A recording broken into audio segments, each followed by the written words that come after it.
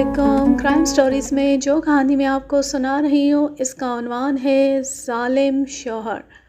इसके मुसन्निफ़ हैं ताहिर जावेद मुग़ल और ये इंस्पेक्टर नवाज़ ख़ान सीरीज़ की कहानी है। ये इसका दूसरा और आखिरी हिस्सा है।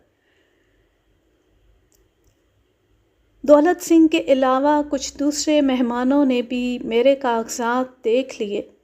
जब मुझे पता चला तो पानी सर से गुज़र चुका था। दौलत सिंह मुझे खश्मगीन निगाहों से घूर रहा था। मैं अपने आप को कोसने लगा कि क्यों खामखा दिमाग को गर्मी चढ़ा बैठा। दौलत सिंह ने मुझे अपने पीछे आने का इशारा किया। मैंने अपनी फटी हुई कमीज़ से गर्दन का पसीना पूंछा और उसे गोला करके फ़र्श पर फेंक दिया। पैंट और बनियान में दौलत सिंह के पीछे पीछे चलता ड्राइंग रूम में पहुंचा। दौलत सिंह ने तंज़िया लहजे में कहा, तो खैर से थानेदार हो तुम? बिल्कुल हूँ। किस चक्कर में यहाँ पहुँचे हो? बड़ा लंबा चक्कर है। देखो इंस्पेक्टर प्यारे, ज़िंदगी बहुत थोड़ी है, लंबे चक्रों में नहीं पड़ा करते।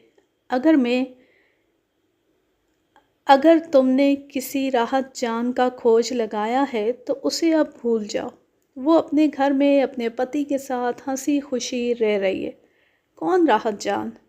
भोले ना बनो इंस्पेक्टर। दौलत सिंह की छठी हिस्स ने आज तक झूठ नहीं बोला। तुम राहत जान के चक्कर में यहाँ पहुँचे हो। शायद उस हरामी मलिक नसीर की खोपड़ी में फोड़े ने हरकत की है। मैं किसी मलिक नसीर को नहीं जानता और ना ही मैं यहाँ राहत जान के लिए आया हूँ। तो फिर किस लिए आए हो? तुम्हारी छठी हिस्स क्या फरमाती है इसमें? ज़बान को लगाम दे कुत्ते, यहाँ से तेरी लाश भी नहीं निकल सकेगी। मैं पूछता हूँ किस लिए आया है तू यहाँ? मैंने डोगरे की आंखों में आंखें डालकर देखा और पूरी नफ़रत के साथ मुस्कुराने के बाद इत्मीनान से कहा, मैं तेरे बेटे के लिए यहाँ आया हूँ। क्यों? इसलिए कि वो 20 साल का हो चुका है और 20 साल का मर्द बालिग होता है। वो अपनी मर्ज़ी से शादी कर सकता है और घर बसा सकता है। ना तू उसे रोक सकता है, ना तेरा बाप उसे रोक सकता है। दौलत सिंह फटी हुई नज़रों से मेरी तरफ देखने लगा।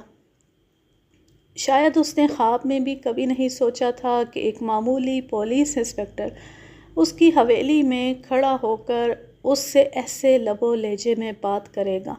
एक लम्हे के लिए मुझे यूँ लगा कि वो किसी दरिंदे की तरह मुझ पर झपट पड़ेगा, लेकिन फिर उसने नत्थे फुलाकर एक गहरी सांस ली, अपने बालों की चोटी को झटका देकर कंधे से हटाया और ठहरे हुए लहजे में बोला, तुम मेरे बेटे के बारे में सोचने वाले कौन होते हो?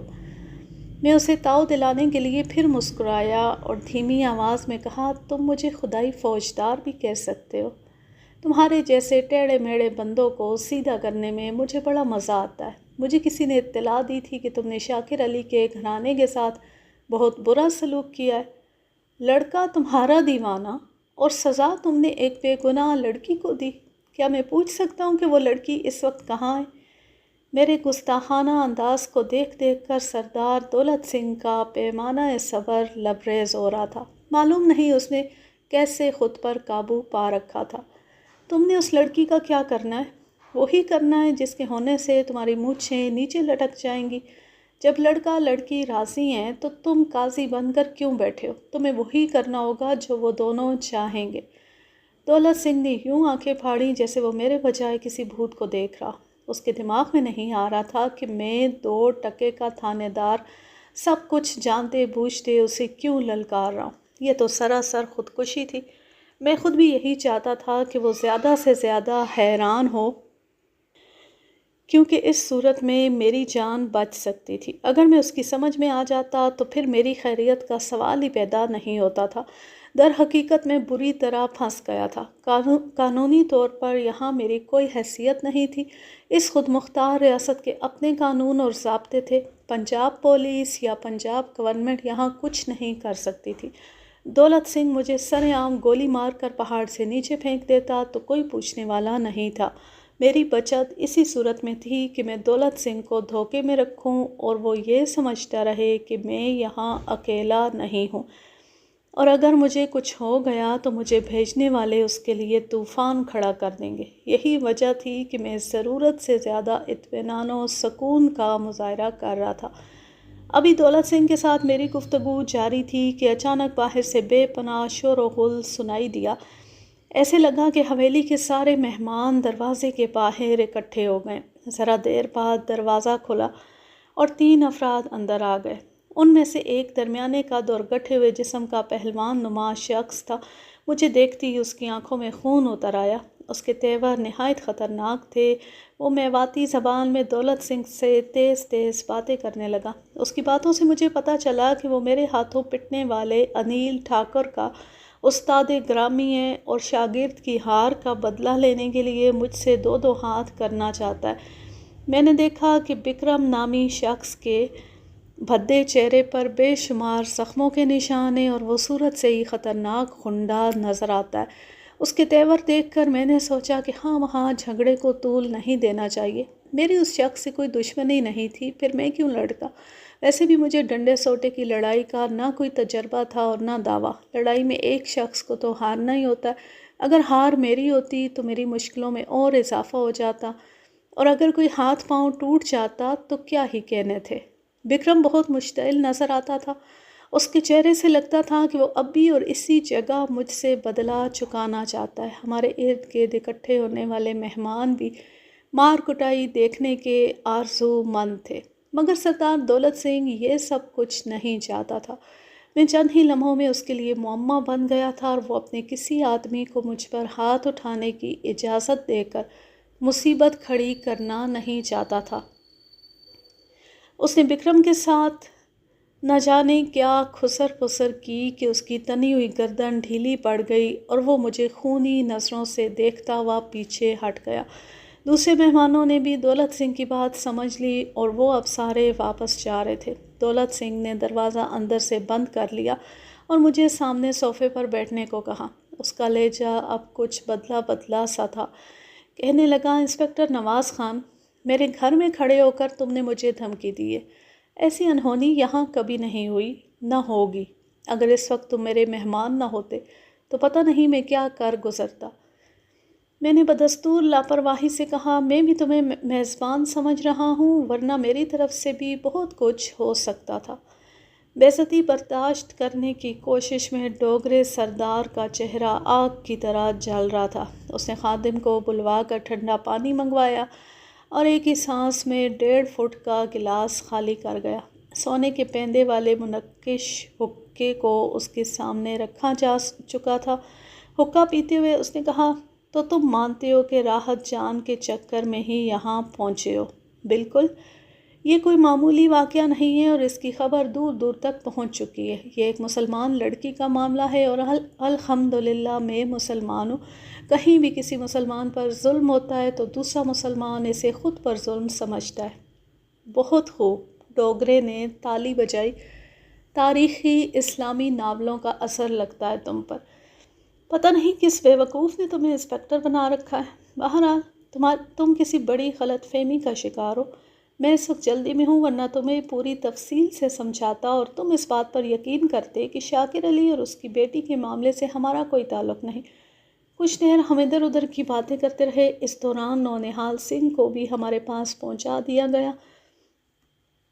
دولت سنگھ نے ہم دونوں سے کہا، اگر تم فنکشن میں شریک ہونا چاہتے ہو تو ٹھیک ہے، ورنہ اپنے کمرے میں ٹھہرو۔ میں مہمانوں سے فارغ ہو کر تمہیں بلاتا ہوں اور سمجھاتا ہوں کہ اصل معاملہ کیا ہے۔ میں نے دل میں سوچا، تم مجھے کیا سمجھاؤ گے دولت سنگھ؟ سمجھنے کی باری تو اب تمہاری ہے۔ دولت سنگھ مہمانوں کی طرف چلا گیا اور میں اس کے ایک کارندے کے ساتھ اپنے کمرے میں آ گیا۔ دروازہ بند کر کے میں بستر پر لیٹ گیا اور صورتحال پر غور کرنے لگا۔ میں جان گیا تھا کہ دولت سنگھ کیا چاہتا ہے۔ وہ تھوڑا سا ٹائم چاہتا تھا کہ میری دلیری اور بے خوفی کی وجہ معلوم کر سکے۔ اسے اندیشہ پیدا ہو گیا تھا کہ میں یہاں اکیلا نہیں ہوں، میرے ساتھ کچھ اور لوگ بھی ہیں اور ہو سکتا ہے کہ وہ اتنے بااثر ہوں کہ لمبی چوڑی مصیبت کھڑی ہو جائے۔ وہ ایک جہاندیدہ شخص تھا اور مجھے آڑے ہاتھوں لینے سے پہلے میرے والی وارثوں کو دیکھ لینا چاہتا تھا۔ یہ تو میں ہی جانتا تھا کہ میں یہاں لاوارث ہوں اور اگر دولت سنگھ نے مجھے اپنے شکنجے میں کسا تو کوئی چھڑانے کے لیے نہیں آئے گا، لہٰذا ضروری تھا کہ کسی شکنجے میں آنے سے پہلے میں یہاں سے نکل جاؤں۔ یہ سوچنے کا نہیں، کچھ کرنے کا وقت تھا۔ جہاں تک میرا اندازہ تھا شاکر علی اور راحت جان وغیرہ بھی اس وقت سخت خطرے میں تھے۔ یقینی بات تھی کہ دولت سنگھ میرے اور نونہال کے بارے میں جاننے کے لیے شاکر علی سے بھی رابطہ قائم کرے گا۔ اگر اس کے کارندے شاکر علی کے گھر پہنچتے اور وہاں انہیں راحت جان کی موجودگی کا پتہ چل جاتا تو بیڑا ہی غرق ہو جانا تھا۔ میں نے نونہال سے کہا، نونہال ہمیں فوری طور پر یہاں سے نکلنا ہوگا، ورنہ ایسے پھنسیں گے کہ تم نے سوچا بھی نہ ہوگا۔ نونہال پہلے ہی ڈرا ہوا تھا، اب اور سہم گیا۔ وہ سیدھا سادہ ملازم پیشہ شخص تھا، اسے ایسے بکھیڑوں کا تجربہ نہیں تھا۔ میں نے آہستگی سے کمرے کا دروازہ کھولا اور ساتھ والے کمرے میں آ گیا۔ کھڑکی میں جھانک کر دیکھا، صحن میں کوئی شخص نظر نہیں آیا، لیکن بیرونی دروازے پر دباؤ ڈالا تو سارے اندیشے درست نکلے۔ دروازے کو باہر سے بند کر دیا گیا تھا، یعنی دولت سنگھ کی حویلی میں اب ہماری حیثیت مہمانوں کی نہیں، قیدیوں کی تھی۔ میں جلدی سے پہلے کمرے میں واپس آیا۔ اس کمرے میں قریباً 10 فٹ کی بلندی پر 2 روشن دان تھے۔ یہی روشن دان ہمیں یہاں سے نکلنے کا راستہ فراہم کر سکتے تھے۔ میں اور نونہال ایک جستی الماری اٹھا کر روشن دانوں کے نیچے لے آئے۔ پہلے اندر کے شیشے والا فریم اتارا، پھر ایک جیبی چاقو کی مدد سے باہر کی جالی کاٹی۔ اس کام میں تقریباً 10 منٹ لگ گئے۔ روشن دان کافی کھلا تھا اور ہم تھوڑی سی کوشش کرتے تو باہر نکل سکتے تھے۔ میں نے پہلے نونہال کو باہر نکالا، وہ بہت گھبرایا ہوا تھا۔ اسے باہر نکل کر چھت تک پہنچنے میں 5 منٹ لگا دیے اور اس دوران ایک بار گرتے گرتے بھی بچا۔ نونہال کے بعد میں بھی باہر نکل کر چھت پر پہنچ گیا۔ یہ ایک چھت نہیں تھی بلکہ اونچی نیچی چھتوں کا وسیع سلسلہ تھا۔ یہ ساری چھتیں دولت سنگھ کی حویلی کی تھی۔ اب رات کے 10 بج چکے تھے۔ ہمارے سروں پر تاروں بھرا آسمان تھا۔ دور نیچے وادی میں 25-30 میل کے فاصلے پر کسی بستی کی ٹمٹماتی روشنیاں نظر آ رہی تھیں۔ معلوم نہیں یہ سری نگر تھا، بارہمولہ تھا یا کوئی اور شہر تھا۔ بلند و بالا چوٹیوں کو چھو کر آنے والی ہوا چناروں کو کپکپانے پر مجبور کر رہی تھی۔ حویلی کے سامنے کراسی میدان میں شامیانوں کی قطاریں تھیں۔ ایک بڑے سرخ بناتی شامیانے سے روشنیاں پھوٹ رہی تھیں اور گھنگروؤں کی چھنکار سنائی دے رہی تھی۔ ہالبن بمبئی کی جس رقاصہ کے ہوش ربا رقص کا سلسلہ میری اور انیل کی لڑائی سے ٹوٹا تھا، وہ دوبارہ شروع ہو گئی تھی۔ ہم دونوں جھک کر چلتے اور چھتیں پھلانگتے ہوئے حویلی کی عقبی جانب پہنچ گئے۔ یہ دیکھ کر بے پناہ اطمینان ہوا کہ حویلی کی عقبی چاردیواری چھت سے تقریباً ملی ہوئی ہے۔ درمیان میں زیادہ سے زیادہ 3 فٹ کا خلا رہا ہوگا۔ ہم چھت سے اتر کر بآسانی بیرونی دیوار پر قدم رکھ سکتے ہیں، تاہم ہمیں اتنی کوشش بھی نہیں کرنی پڑی۔ ایک جگہ دیوار کے ساتھ ہمیں پیال کا ایک بہت بڑا ڈھیر نظر آیا۔ ہم نے یک کے بعد دیگرے چھت سے چھلانگیں لگائیں اور پیال کے ڈھیر پر جا گرے، یعنی اب ہم حویلی سے باہر تھے۔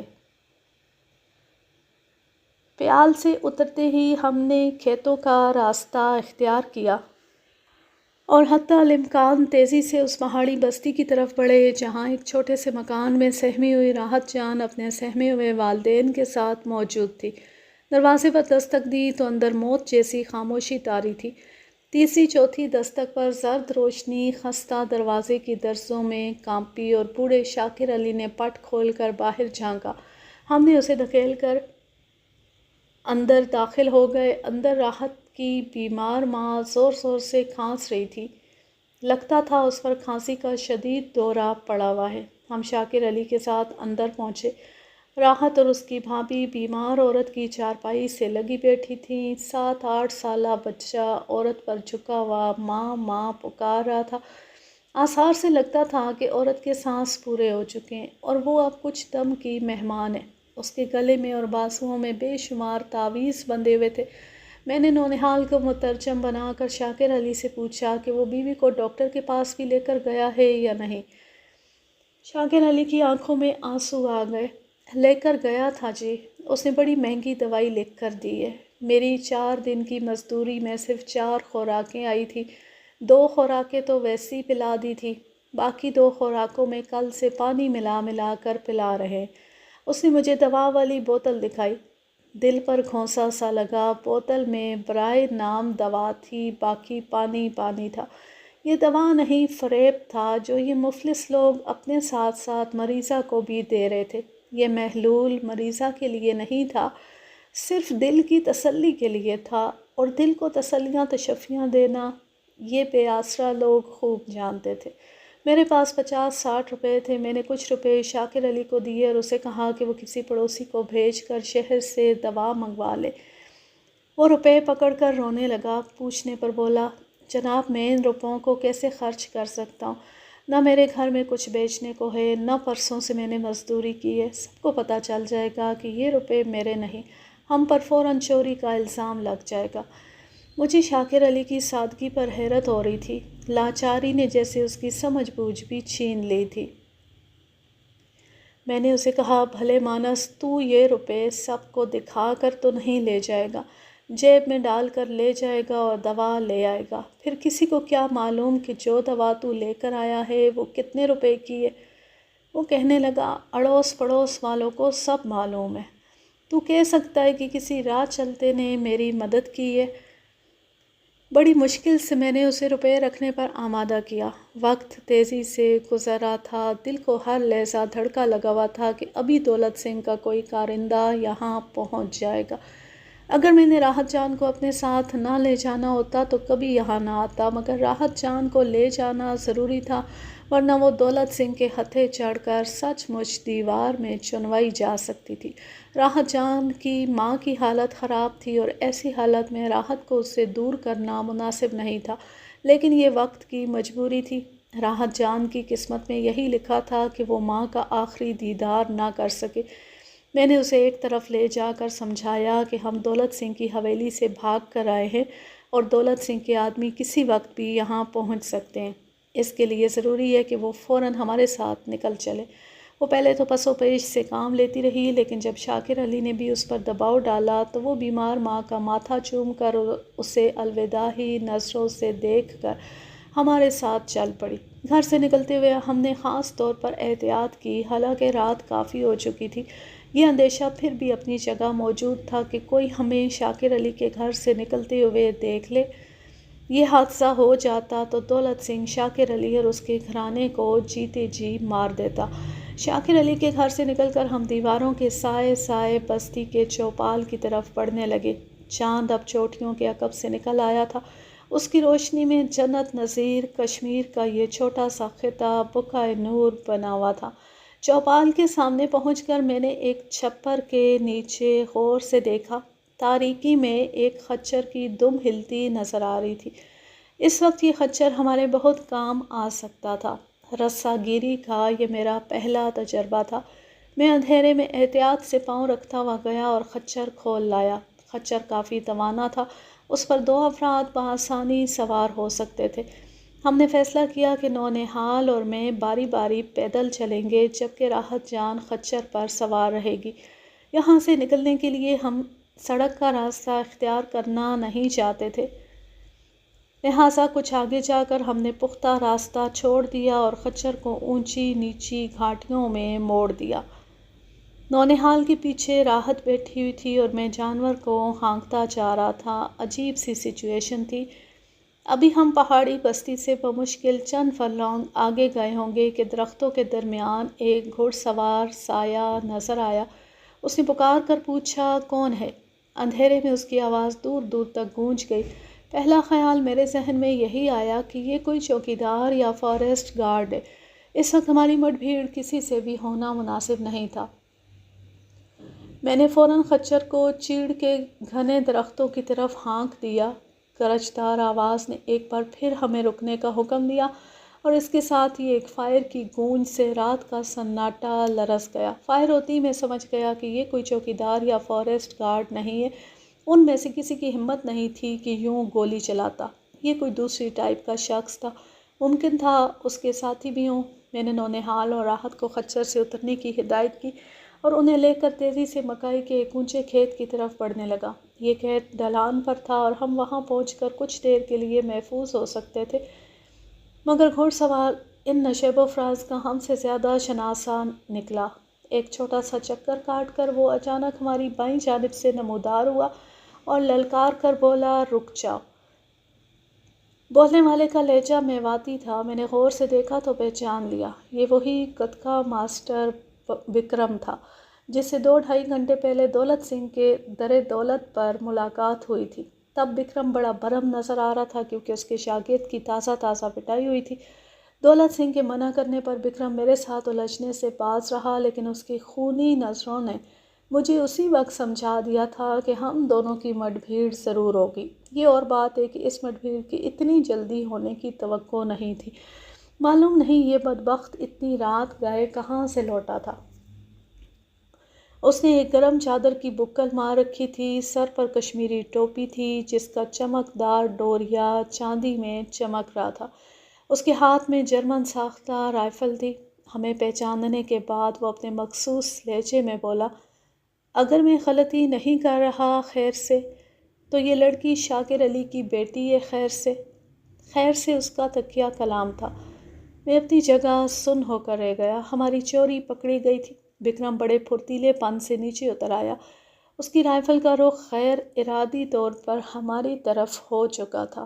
میرے بالکل قریب آ کر اس نے اپنی چھوٹی چھوٹی خصیلی آنکھیں میرے چہرے پر گاڑ دیں اور کاٹ دار لہجے میں بولا، جہاں تک مجھے یاد پڑتا ہے خیر سے، سردار صاحب نے تم دونوں کو کمرے میں بند کیا تھا خیر سے۔ تم یہاں پھر کیا کر رہے ہو؟ اس کا تو ایک ہی مطلب ہے، تم بھاگ کر آئے ہو۔ اگر ہم بھاگ کر آئے ہیں تو پھر تو واپس چلو خیر سے۔ باتوں کے دوران میں اس کے بالکل قریب پہنچ چکا تھا۔ اچانک میری دائیں ٹانگ نے حرکت کی اور ایک بھرپور ٹھوکر اس کی پسلیوں پر پڑی۔ وہ ڈھلان پر کھڑا تھا، لڑک کر پشت کے بال گرا۔ اس کی رائفل نے ایک دھماکے سے شعلہ اگلا اور گولی سیدھی آسمان کی طرف پرواز کر گئی۔ ایک راؤنڈ وہ پہلے ہی فائر کر چکا تھا، لہٰذا میں بے فکر ہو کر اس پر جا پڑا۔ جو ہی میں اس کے اوپر آیا، اس نے بے انتہا پھرتی سے رائفل کے کسی حصے سے میرے سر پر ضرب لگائی۔ یہ ضرب اتنی شدید اور بروقت تھی کہ میری آنکھوں میں تارے ناچ گئے۔ اس کے ساتھ ہی مجھے اپنے چہرے پر نمی کا احساس ہوا، جیسا کہ بعد میں پتہ چلا سر پر زخم آیا تھا اور خون چہرے پر پھیل رہا تھا۔ سر پر کاری ضرب لگتی اس ٹھگنے دیو نے مجھے ٹانگوں کے زور سے پیچھے اچھال دیا۔ گولی چلتی میرے کانوں میں راحت جان کی چیخ گونجی تھی۔ اب جو میں نے دیکھا تو وہ اور نونہال کہیں نظر نہیں آئے۔ وہ کہاں گئے؟ یہ سوال پوری شدت سے میرے ذہن میں گونجا، لیکن اس سوال کا جواب ڈھونڈنے کی مجھے فرصت نہیں تھی۔ بکرم میرے سامنے کھڑا تھا اور اس نے خالی رائفل کسی ماہر لاٹھی باز کی طرح دونوں ہاتھوں میں تھام رکھی تھی۔ میں نے اپنا وزن دونوں پاؤں پر برابر تقسیم کیا اور اندازہ لگانے کی کوشش کرنے لگا کہ بکرم کا وار کہاں اور کب آئے گا۔ وہ کوئی معمولی مد مقابل نہیں تھا۔ پوری ریاست میں اس کے مقابلے کے گتکے باز 10-15 ہی ہوں گے، اور اس وقت وہ تیش میں بھی بہت تھا۔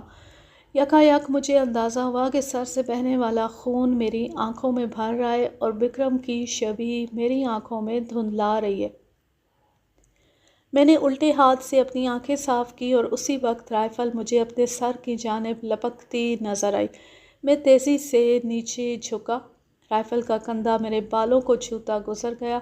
اس کے بعد تو جیسے بھونچال آ گیا۔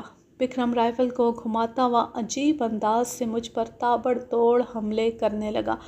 اس کا دوسرا وار میرے کندھے پر پڑا، جبکہ تیسرے نے میرے بائیں ہاتھ کی 2 انگلیاں توڑ ڈالی۔ چند لمحوں کے لیے تو مجھے یوں محسوس ہوا کہ یہ خوفناک گتکا ماسٹر اسی جگہ میرا خاتمہ کر دے گا۔ وہ مجھ پر حملہ کرنے کے ساتھ ساتھ غلیظ گالیاں بھی بک رہا تھا۔ وار بچانے کی کوشش میں پیچھے ہٹتے ہٹتے میرا پاؤں رپٹا اور میں پشت کے بل بکرم کے گھوڑے کے پاس جا گرا۔ میرا یہ گرنا میری زندگی کی ضمانت بن گیا، ورنہ بکرم نے جو وار میرے سر پر کیا تھا وہ جان لیوا ثابت ہو سکتا تھا۔ میرے سر کی بجائے بندوق کا وزنی کندھا گھوڑے کی کنپٹی پر پڑا اور وہ بلبلاتا ہوا نشیب میں بھاگ گیا۔ بکرم کا دھیان ایک لمحے کے لیے گھوڑے کی طرف گیا اور میں نے اسی لمحے سے فائدہ اٹھا کر لیٹے لیٹے ایک نوکدار پتھر بکرم کو دے مارا۔ یہ پتھر دھپ کی آواز سے بکرم کے پیٹ میں لگا اور وہ کراہ کر دورہ ہو گیا۔ اس سے پہلے کہ وہ پھر سیدھا ہو کر بندوق اٹھاتا، میں اٹھا اور جھکے جھکے ایک شدید ٹکر اس کے سینے میں ماری اور اسے اپنے ساتھ لیتا ہوا 10-15 گز نشیب میں لڑک گیا۔ یہ جان کر مجھے از حد اطمینان ہوا کہ رائفل بکرم کے ہاتھ سے چھوٹ چکی ہے۔ میں نے اس کے بال مٹھی میں جکڑ کر اس کا سر 3 بار پتھریلی زمین سے ٹکرایا اور جب اس نے زور مار کر اٹھنے کی کوشش کی تو میں نے ایسی ٹانگ اس کی کمر میں رسید کی کہ وہ ہوا میں تقریباً اڑتا ہوا کئی فٹ نیچے ایک جھاڑی میں جا پھنسا۔ خون بری طرح میری آنکھوں میں بھرا ہوا تھا، کچھ نظر نہیں آ رہا تھا کہ میں کہاں ہوں اور میرا مد مقابل کہاں ہے۔ قمیض سے میں نے آنکھوں کا خون صاف کرنے کی کوشش کی اور بلند آواز میں نونہال کو پکارنا شروع کیا۔ جواب میں نونہال کی آواز کچھ دور چیڑ کے درختوں سے آئی۔ میں آنکھیں پھاڑ پھاڑ کر دیکھتا ہوا درختوں کی طرف بڑھا تو سامنے ہی نونہال نظر آ گیا۔ وہ راحت کو کھینچتا ہوا میری طرف لا رہا تھا۔ میرے پاس پہنچ کر اس نے زور سے راحت کو جھنجھوڑا اور ڈانٹ کر چپ رہنے کی ہدایت کی۔ اس ہدایت کا اس پر کوئی اثر نہیں ہوا۔ وہ مسلسل بول رہی تھی اور ہاتھ جوڑ جوڑ کر نونہال سے کچھ کہہ رہی تھی۔ نونہال نے جب میرے چہرے پر پھیلا ہوا خون دیکھا تو شش دیر رہ گیا۔ گولی تو نہیں لگی؟ اس نے ہراساں ہو کر پوچھا۔ نہیں۔ وہ گتکا ماسٹر نیچے پڑا ہے جھاڑیوں میں۔ ہم تینوں احتیاط سے پاؤں رکھتے نیچے پہنچے۔ میری توقع کے عین مطابق بکرم ایک کوہستانی جھاڑی میں الجھا ہوا بے حرکت پڑا تھا۔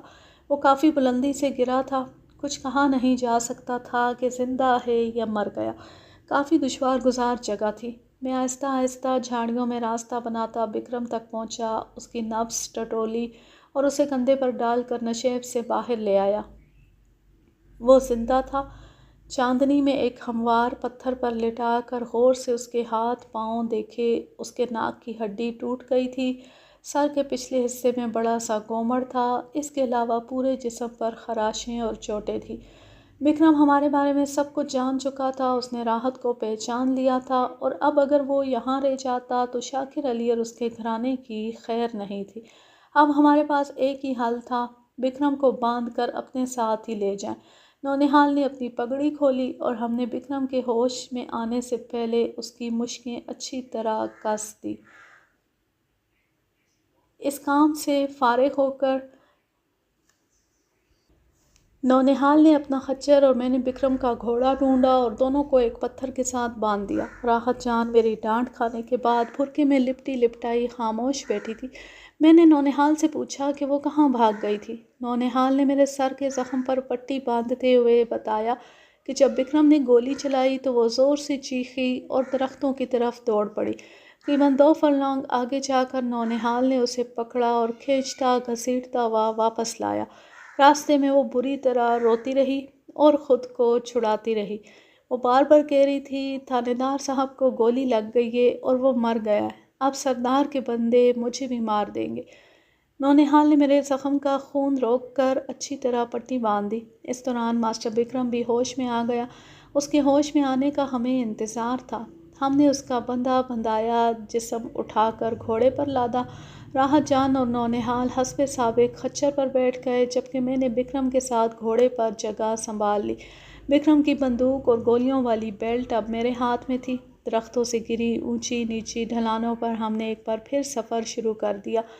بکرم مسلسل ہائے ہائے کر رہا تھا اور بعض اوقات گالیاں بھی دینے لگتا تھا۔ جب نونہال نے گالیوں سے منع کیا تو اس نے نونہال کو ایک اور گالی کا تحفہ دیا اور بولا تم نے اپنی موت کو دعوت دی ہے خیر سے، سردار تم تینوں کی ٹانگیں چیر کر چیل کموں کے آگے پھینک دے گا، نہ پھینکے تو میرا نام بکرم نہیں، فی الحال تو تم اپنی خیر مناؤ خیر سے، اور یہ چونچ بند رکھو ورنہ میں چونچ توڑ کر حلق میں گھسیٹ دوں گا۔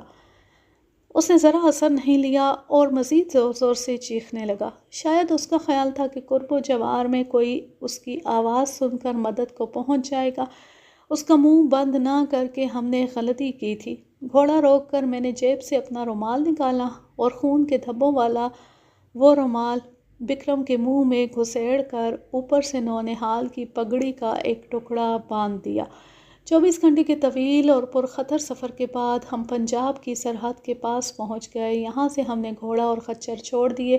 ایک مقامی تھانے دار نے ہماری مدد کی اور ہم اپنے قیدی سمیت بذریعہ بس پنجاب کی سرحد میں داخل ہو گئے۔ پنجاب میں پہنچتی سب کچھ میری دست رس میں آ گیا۔ سب سے پہلے میں نے مقامی ہسپتال سے اپنی اور بکرم کی مرہم پٹی کروائی۔ میری 3 انگلیوں میں فریکچر ہوا تھا، ان میں سے 2 انگلیوں کو ڈاکٹر نے پلاسٹر سے جکڑ دیا۔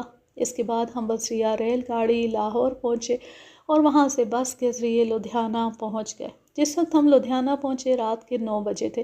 میں نے سب سے پہلے مرکزی تھانے میں ڈی ایس پی صاحب سے ملاقات کی اور انہیں الف سے یہ تک ساری صورتحال بتائی اور آخر میں یہ بھی بتایا کہ میں اپنے تھانے پہنچتی سب سے پہلے دربار سنگھ کو گرفتار کرنا چاہتا ہوں، جو جوائنٹ سیکریٹری راہوال سنگھ کا بڑا بھائی ہے اور جس نے ایک بے سہارا لڑکی کو کئی ماہ گھر میں رکھ کر عصمت دری کی ہے۔ جوائنٹ سیکریٹری راہوال سنگھ کا نام سن کر ڈی ایس پی صاحب سوچ میں پڑ گئے۔ بہرحال وہ یہ بھی جانتے تھے کہ اتنے ٹھوس ثبوتوں کی موجودگی میں دربار سنگھ عرف دربارے کو گرفتار کرنا ضروری ہے۔ انہوں نے مجھے کمرے سے بھیج کر 1-2 جگہ ٹیلی فون کیے اور بعد ازاں مجھے اجازت دے دی کہ میں کل دوپہر بذریعہ وارنٹ دربار سنگھ کو گرفتار کر سکتا ہوں۔ میں نے وہ رات لدھیانے میں گزاری اور اگلے روز عدالت کے جاری کردہ وارنٹ لے کر قصبے پہنچ گیا۔ راحت جان کو میں نے لدھیانے میں ہی رہنے دیا۔ مجھے قصبے سے گئے ہوئے 6 دن گزر گئے تھے اور دربارہ میری واپسی کے متعلق سخت پریشان تھا۔ جب اس کے کانوں میں یہ اڑتی اڑتی خبر پہنچی کہ تھانے دار قصبے میں واپس آ گیا تو اس کی بے چینی عروج کو پہنچ گئی۔ ظاہر ہے اسے پریشانی ہوئی کہ میں نرملا یعنی راحت جان کو لے کر سیدھا ان کے پاس کیوں نہیں آیا۔ میرے تھانے پہنچنے کے پون گھنٹے بعد ہی وہ تھانے میں آ تھمکا۔ چھوٹتی بولا، اوئے باؤ تھانے دار، بھائی تو چندی گڑھ کی سیر کر کے بڑا کورا ہو گیا ہے، آنے کی خیر خبر ہی نہیں دی۔ میں نے رکھائی سے کہا، بس ضرورت نہیں سمجھی۔ وہ حیرت سے میری طرف دیکھنے لگا، پھر اس کی نگاہ میرے سر کے زخم کی طرف گئی اور حیرت سے بولا، شاوا بھائی شاوا، یہ پھٹ بھی لگوائے ہو؟ اور وہ چندی گڑھ کہاں ہے؟ چندی گڑھ سے اس کی مراد راحت تھی، وہ لدھیانے میں ہے۔ میرا لہجہ اسے شک میں ڈال رہا تھا۔ کہنے لگا، یار بہو، خیریت تو ہے نا؟ اتنے میں میرے اشارے پر ایک حوالدار زخمی بکرم کو اس کے سامنے لے آیا۔ بکرم کو دیکھ کر دربارے کے چہرے نے کئی رنگ بدلے۔ میں سمجھ گیا کہ وہ بکرم کو پہچانتا ہے۔ دربارے، اسے پہچانتے ہو؟ نہیں تو، وہ بری طرح ہکلایا۔ میں نے کہا، یہ تحفہ تمہارے لیے دولت سنگھ کی حویلی سے لایا ہوں۔ کون دولت سنگھ؟ دربارے کا رنگ پیلا پڑ گیا۔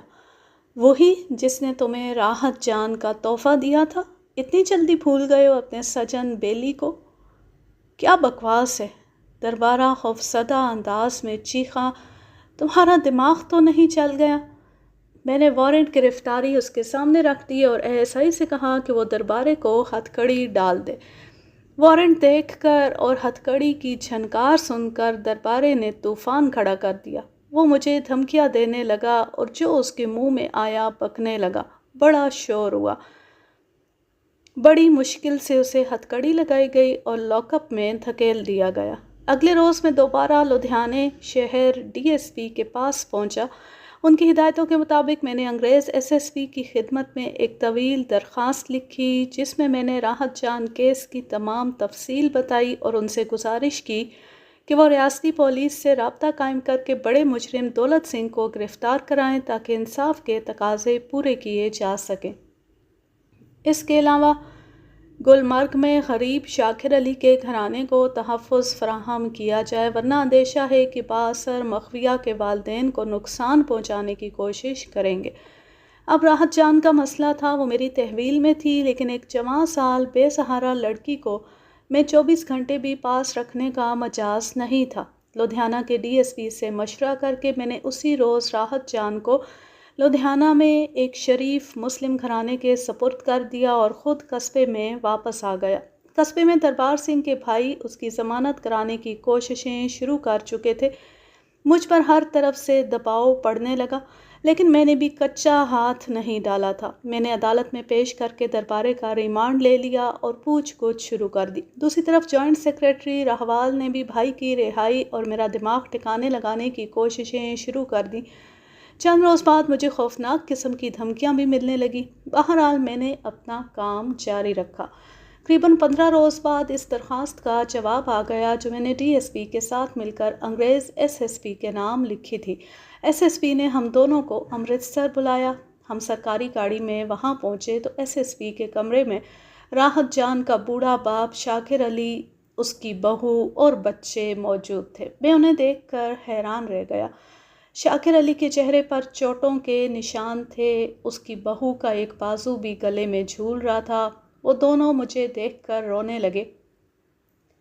میں نے انہیں تسلی تشفی دے کر صورتحال پوچھی۔ انہوں نے بتایا کہ ہمارے چلے آنے کے 1 گھنٹے بعد دولت سنگھ کے کارندے ہمارے گھر میں گھس آئے تھے۔ اس وقت تک راحت کی ماں دم توڑ چکی تھی اور ہم سب بیٹھے رو رہے تھے۔ دولت سنگھ کے آدمیوں نے ہمیں اتنی مہلت دی کہ راحت جان کی ماں کو دفنا سکیں۔ جو ہی ہم تجہیز و تکفین سے فارغ ہوئے، دولت سنگھ کے ہنڈے شاکر علی، اس کی بہو، دونوں کو حویلی میں لے گئے۔ وہاں علاقے کا مسلمان لیڈر ملک نصیر بھی موجود تھا۔ ملک نصیر سمیت ان تینوں کو خوب مارا پیٹا گیا اور کہا گیا کہ انہوں نے راحت جان کے بارے میں سرکاری لوگوں سے شکایت کی ہے۔ بہت مشکل سے 2 دن بعد ان کی جان چھوٹی۔ انگریز ایس ایس پی نے ہمیں بتایا کہ اس نے سری نگر کے ڈپٹی کمشنر سے رابطہ قائم کیا تھا۔ معلوم ہوتا ہے کہ دولت سنگھ نامی اس ڈوگرے کا علاقے میں کافی اثر ہے اور اسے کٹہرے میں لانا آسان نہیں۔ ڈپٹی کمشنر کا کہنا ہے کہ اس شخص کا زور توڑنے اور اسے قابو میں کرنے میں کچھ وقت لگے گا۔ بہرحال ڈپٹی کمشنر نے اس مسلمان گھرانے کو وادی سے نکال کر یہاں پہنچا دیا۔ مجھے جہاں شاکر علی وغیرہ کے بچ نکلنے کی خوشی ہوئی، وہاں اس بات پر افسوس بھی ہوا کہ ٹھوس ثبوت اور گواہ موجود ہونے کے باوجود مجرم پر ہاتھ نہیں ڈالا جا سکا۔ میرے سامنے ہی انگریز ایس ایس پی نے ایک خاص آدمی کے ذمے یہ کام لگا دیا کہ وہ نہ صرف شاکر علی اور اس کے اہل خانہ کی رہائش کا انتظام کرے بلکہ اسے کسی جگہ چپڑاسی وغیرہ کی نوکری بھی دلوا دے تاکہ وہ یہاں اپنے پاؤں پر کھڑا ہو سکے۔ شاکر علی شہر میں آ کر بے حد سہما ہوا تھا۔ میں نے اسے تسلی تشفی دی اور وعدہ کیا کہ آج شام تک اس کی بیٹی راحت بھی اس کے پاس پہنچ جائے گی۔ دوپہر کو جب میں لدھیانے سے واپس اپنے تھانے پہنچا تو ڈاک سے آنے والا ایک لفافہ میرا منتظر تھا۔ یہ لفافہ گلمرگ کشمیر سے آیا تھا اور بھیجنے والا ڈوگرا سردار دولت سنگھ تھا۔ خط کا مضمون کچھ یوں تھا: انسپکٹر نواز خان، خوش رہو۔ اچھے مہمان اس طرح میزبان کے گھر سے رخصت نہیں ہوا کرتے۔ جلدی تھی تو مجھے بتا دیتے۔ روشن دان کی جالی کاٹنے کی کیا ضرورت تھی؟ بھگوان نہ کرے چھت سے چھلانگ لگاتے وقت اگر چوٹ ووٹ لگ جاتی تو کیا ہوتا؟ میرا خیال ہے تم اپنی زندگی سے اکتائے ہوئے ہو۔ اب تک مجھے ایک اشارہ بھی ایسا نہیں ملا جس سے پتہ چلے کہ تمہیں زندہ رہنے کا کوئی شوق ہے۔ جو رہی صحیح کسر تھی وہ تم نے میرے دوست دربار سنگھ کو گرفتار کر کے اور سری نگر کے ڈپٹی کمشنر کو میرے پیچھے لگا کر پوری کر دیے۔ اب اگر اپنے باپ کے ہو تو میدان سے بھاگنا نہیں۔ یہ میرا وعدہ ہے کہ تمہیں اپنے ہاتھوں سے قتل کروں گا۔ یہ خوش نصیبی کسی کسی کے حصے میں آتی ہے، ورنہ ایسے کاموں کے لیے دولت سنگھ اپنے نوکروں کے کارندوں کو بھیجا کرتا ہے۔ دولت سنگھ کا محبت نامہ پڑھ کر میرے تن بدن میں آگ لگ گئی۔ اس کی چمکتی دمکتی کھوپڑی، بل کھاتے بالوں کی چوٹی اور شیطانی مسکراہٹ آنکھوں کے سامنے آئی اور اپنا وہ دعویٰ بھی یاد آیا جو میں نے حویلی میں اس کے سامنے کھڑے ہو کر کیا تھا۔ اس دعوے کی یاد دہانی کے لیے میں نے بھی قلم اٹھایا اور اس کے نام یہ چند سطریں لکھیں: دولت سنگھ، خوش رہو۔ میزبان اپنے مہمانوں کو تالوں میں بند کرنے لگیں تو پھر جالیاں تو کاٹنی پڑتی ہیں۔ باقی میری تم سے کوئی دشمنی نہیں، کیونکہ جو ہو چکا سو ہو چکا۔ اب تم شاکر علی کے ہونے والے سمدی اور راحت جان کے ہونے والے سسر ہو۔ جس گھڑی تمہارا بیٹا ملا میں اسے لدھیانہ لا کر راحت جان سے اس کے 2 بول پڑوا دوں گا اور انشاءاللہ یہ کام جلد ہوگا۔ اگر تمہارا بیٹا واپس آ گیا ہے تو برائے مہربانی اسے خود ہی میرے پاس بھیج دو۔ میرے وہاں آنے سے وقت ضائع ہوگا اور تمہیں تکلیف بھی زیادہ ہوگی۔ امید ہے تم میری باتوں پر ٹھنڈے دل سے غور کرو گے اور خواہ مخواہ کی ہٹ درمی چھوڑ دو گے۔ تمہارا خیر اندیش نواز خان۔ پتہ نہیں کیا بات تھی، مجھے اس ڈوگرے سے چڑ سی ہو گئی تھی اور اس سے پھڈا ڈالنے میں مزہ آ رہا تھا۔ یہ خط دولت سنگھ کے پتے پر پوسٹ کرنے کے بعد میں نے اپنے مخبر خاص بلال شاہ کو بلایا۔ وہ کافی دنوں سے بیکار تھا۔ میں نے اسے دولت سنگھ کے گمشدہ بیٹے مریک سنگھ کے متعلق سب کچھ بتایا اور اسے کہا کہ وہ فوراً سری نگر چلا جائے اور مریک کے کالج اور ہاسٹل سے پتہ چلائے کہ لڑکا کہاں ہے۔ میں نے بلال شاہ کو مریک سنگھ کی ایک تصویر بھی دکھائی۔ یہ تصویر حویلی میں قیام کے دوران میرے ہاتھ لگی تھی۔ بلال شاہ کی مدد کے لیے میں نے ایک ہیڈ کانسٹیبل کو بھی سادہ لباس میں ساتھ بھیجنے کا فیصلہ کیا۔ مجھ سے مکمل ہدایت لے کر یہ دونوں افراد اگلے روز سری نگر روانہ ہو گئے۔ جیسا کہ حالات سے ظاہر تھا، مریک سنگھ راحت سے شادی کرنا چاہتا تھا اور ہر قیمت پر کرنا چاہتا تھا۔ راحت کو کھو کر اس نے بڑے عذاب کے دن گزارے تھے۔ اب وہ گم تھا تو یہ اندازہ لگانا مشکل نہیں تھا کہ اس گمشدگی کے پیچھے بھی راحت کی جدائی کا ہاتھ ہے۔ بلال شاہ کو بھیجنے کے بعد میں شدت سے اس کی رپورٹ کا انتظار کرنے لگا۔ یہ رپورٹ مجھے 5ویں-6 روز ملی۔ تفصیل بتانے کے لیے بلال شاہ خود ہی سری نگر سے چلا آیا تھا۔ حسب معمول نخرے دکھانے، ہائے ہائے کرنے اور لسی کے 3-4 گلاس پینے کے بعد اس کی طبیعت ذرا بحال ہوئی تو اس نے مجھے سری نگر کی کارکردگی سنانی شروع کی۔ اس نے بتایا کہ سری نگر کالج میں تو بڑا ہنگامہ مچا ہوا ہے۔ ہاسٹل کا وہ کمرہ سیل کر دیا گیا ہے جہاں سے 4 ہفتے پہلے مریک سنگھ غائب ہوا تھا۔ کچھ جاہل لوگ اس معاملے کو پراسرار رنگ دے رہے ہیں۔ ان کا خیال ہے کہ مریک سنگھ کو ہوائی چیزیں اٹھا کر لے گئی ہیں۔ وہ بتاتے ہیں کہ مریک سنگھ قبرستانوں میں پھرتا تھا اور سفلی علم والوں کے پاس بیٹھتا تھا۔ غائب ہونے سے چند روز پہلے اس کے دوست اسے بے ہوشی کے عالم میں ایک شمشان گھاٹ سے اٹھا کر لائے تھے۔ بہرحال کچھ لوگوں کا خیال ہے کہ مریک خود کہیں گیا ہے اور کسی دن خود ہی واپس آ جائے گا۔ ان کا کہنا ہے کہ ایک دفعہ پہلے بھی وہ اسی طرح 2 ہفتے ہاسٹل سے غیر حاضر رہا تھا۔ بلال شاہ نے مزید بتایا کہ دولت سنگھ بیٹے کے غم میں ہلکان ہو رہا ہے۔ اس نے مستقل طور پر سری نگر میں چھاؤنی ڈالی ہوئی ہے اور مریک کی تلاش میں ایڑی چوٹی کا زور لگا رہا ہے۔ دوسرے لفظوں میں اس نے پورے سری نگر کی پولیس کو وقت ڈالا ہوا ہے۔ میں نے بلال شاہ سے پوچھا، انسپکٹر ساجن سے ملے تھے؟ انسپکٹر ساجن میرے ساتھ ٹریننگ کالج میں رہ چکا تھا اور مجھے اچھی طرح جانتا تھا۔ بلال شاہ نے میرے سوال کا جواب ہاں میں دیا اور بتایا کہ انسپکٹر ساجن بھی دولت سنگھ کی دھمکیوں اور تڑیوں سے سخت پریشان ہے۔ وہ اپنی طرف سے بہت کوشش کر رہا ہے لیکن لڑکے کا ابھی کوئی کھوج نہیں ملا۔ اس کے علاوہ کوئی اہم بات؟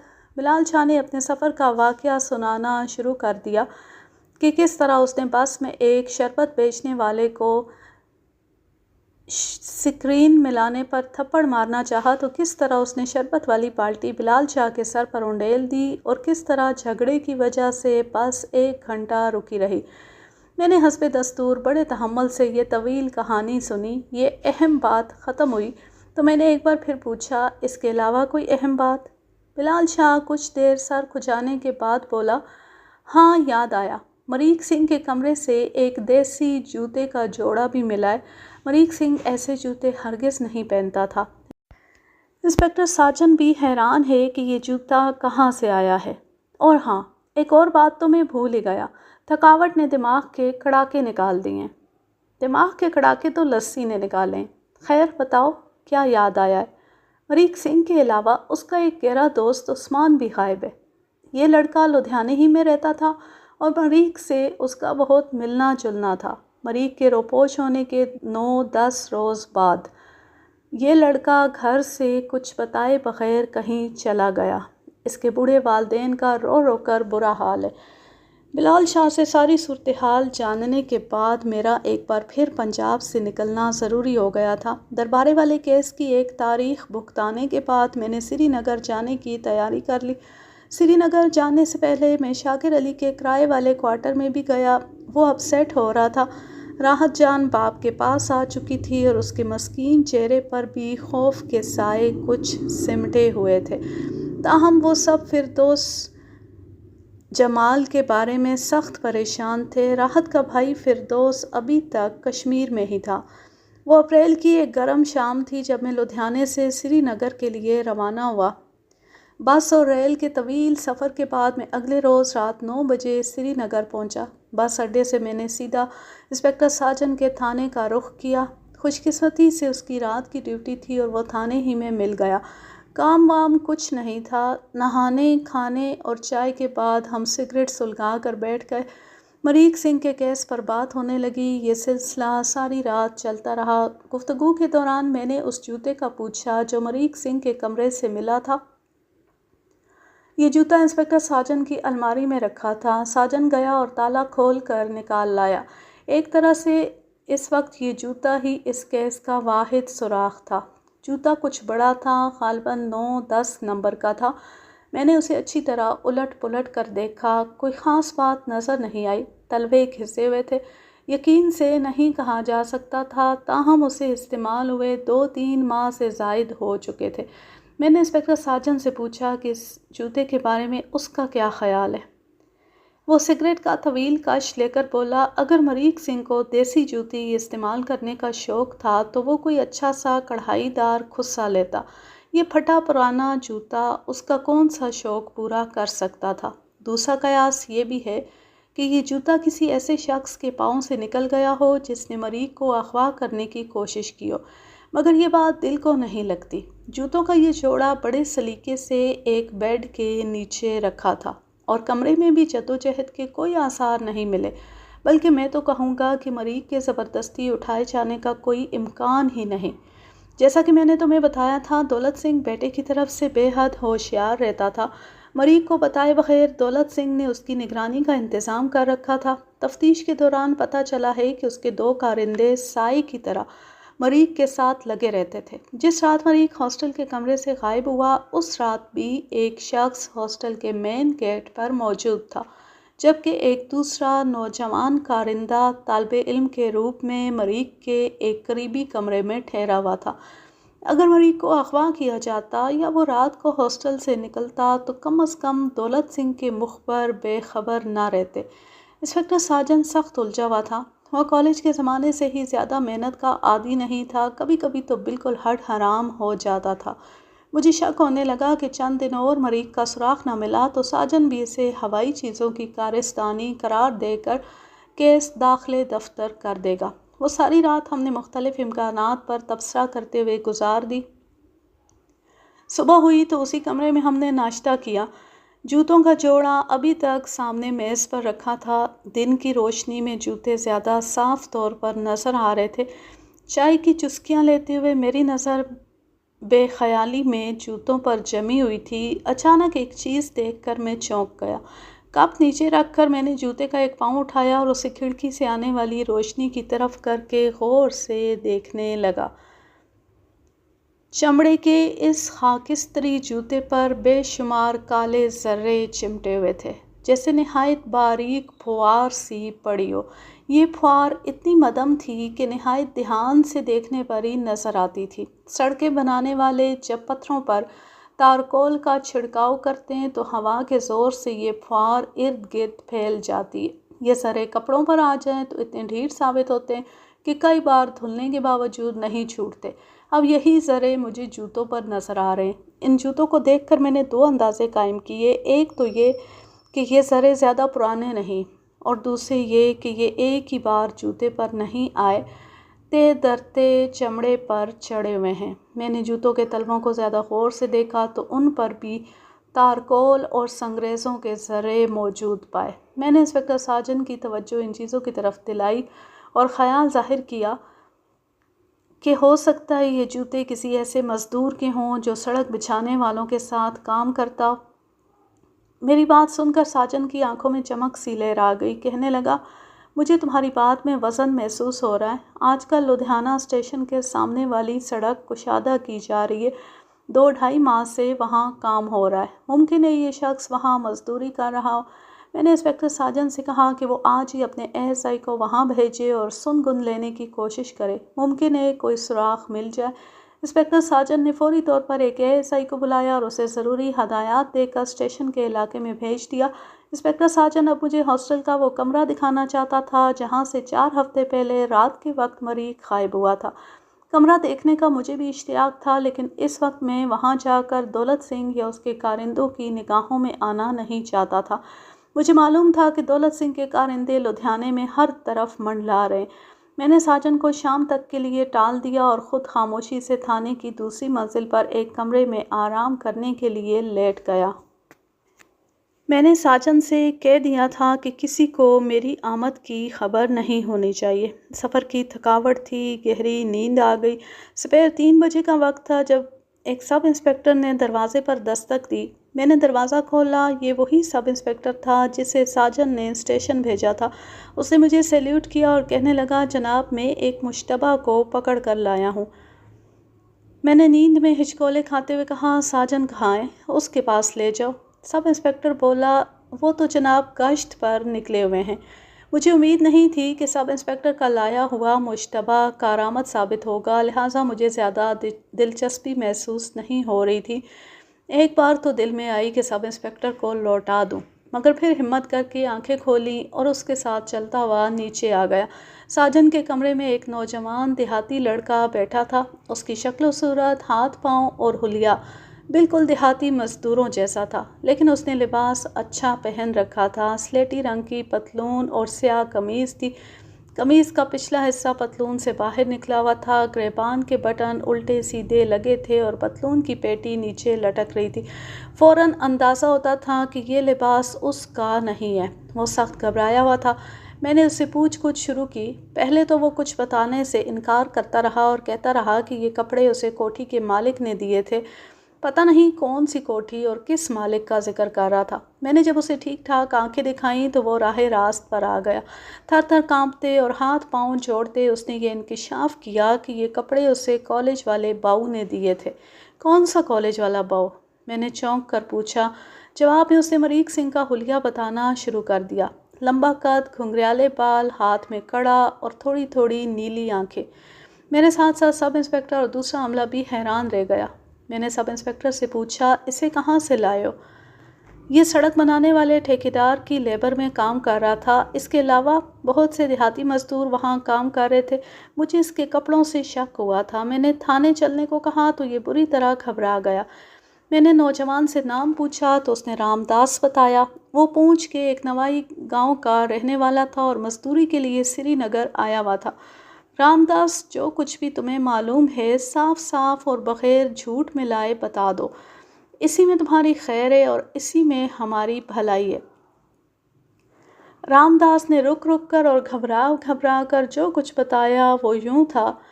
آج سے کوئی 4-5 ہفتے پہلے وہ بیکار تھا اور روز صبح اڈے پر بیٹھنے جاتا تھا۔ اڈے سے مراد وہ جگہ ہے جہاں مزدور پیشہ مزدوری کی تلاش میں بیٹھتے ہیں۔ ایک روز مریخ سنگھ اور اس کا ایک دوست اسکوٹر پر سوار وہاں پہنچے۔ وہ مزدوروں کا جائزہ لیتے رہے، پھر ان کی نگاہ رام داس پر پڑی۔ انہوں نے کہا کہ ایک دن کا کام ہے۔ دہاڑی طے کر کے رام داس ان کے ساتھ ہی اسکوٹر پر بیٹھ گیا۔ وہ دونوں رام داس کو سیدھا کالج کے ہاسٹل میں لے گئے۔ یہاں ایک کمرے میں پہنچ کر انہوں نے دروازہ اندر سے بند کر لیا اور اسے چائے وغیرہ پلائی۔